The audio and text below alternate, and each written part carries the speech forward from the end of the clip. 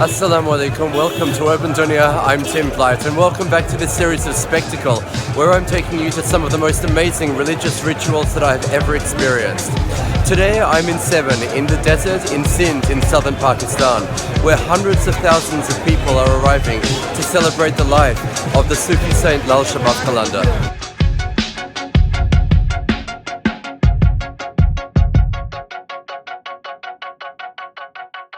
Out in the middle of the desert, once a year, they arrive, 2 weeks before Ramadan, by bus, on foot, private cars and vans.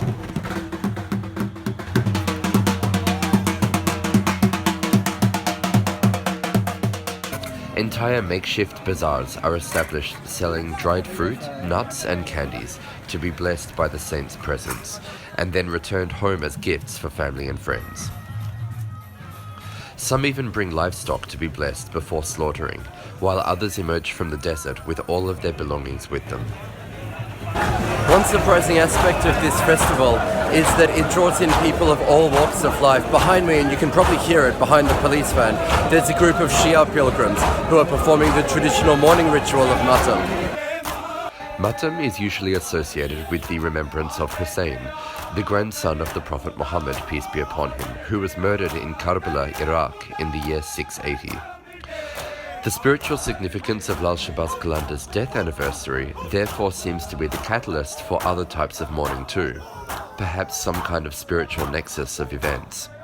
Some even perform a more extreme type of matam, known as zanjir zani, self-flagellation with bladed chains.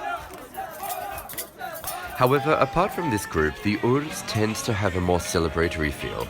Far from mourning the death of Shahbaz Qalandar, most pilgrims celebrate his life and see the Urs as the moment that he passed from this world into the afterlife.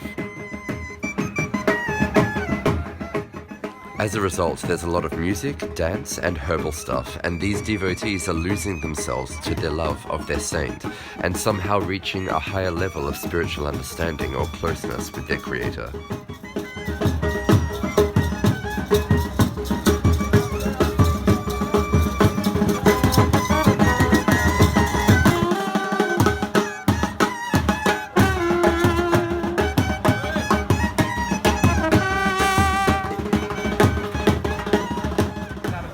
Others take a calmer, more reflective approach.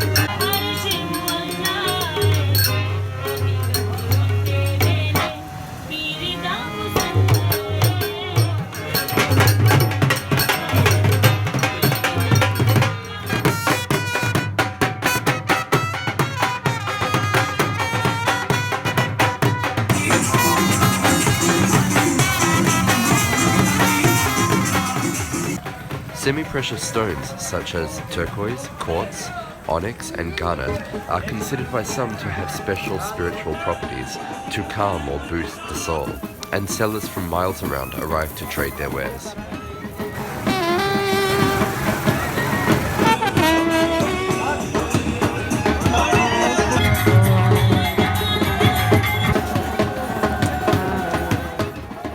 As the day wears on, even more pilgrims arrive to pay their respects.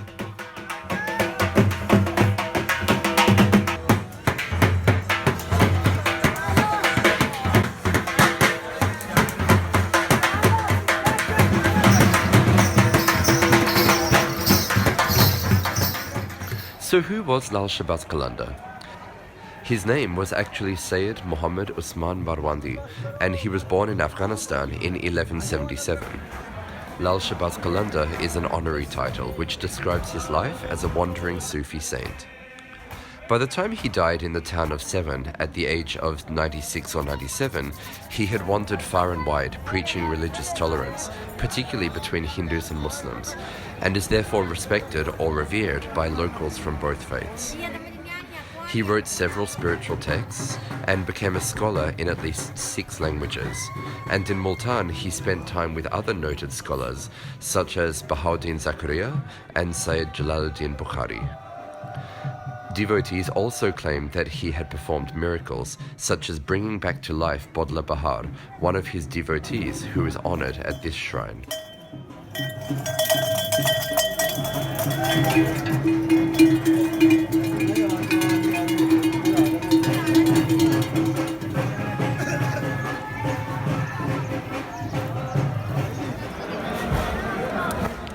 Back at the main shrine, which contains Shahbaz Qalandar's tomb, and as sunset approaches, devotees prepare for Damal, a type of spiritual trance brought on by the beat of a drum. This is what most people are here for, and as soon as the sunset call to prayer has ended, the drums begin.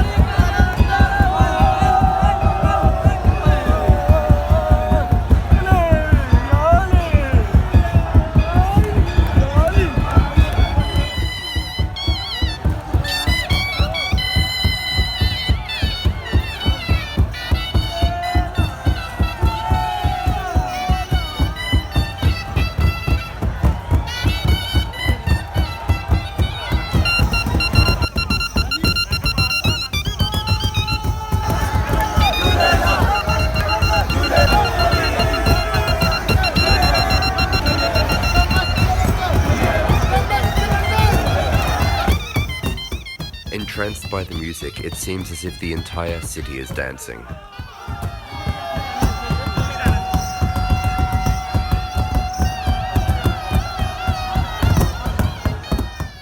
Throughout the day, but especially during the Damal, pilgrims scramble to get as close to the tomb as possible.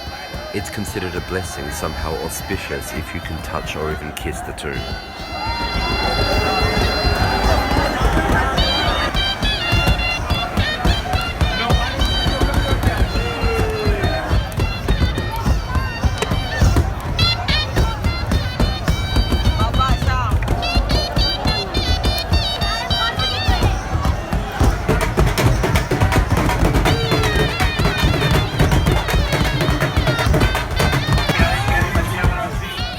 Devotees bring pots of henna, the henna to be either sold or worn, another auspicious sign.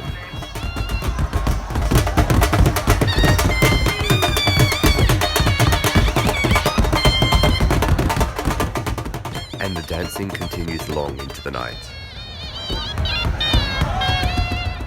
Coming up next week, I'll be starting a special 1-month series of spectacle covering Ramadan in Lahore, so don't forget to subscribe.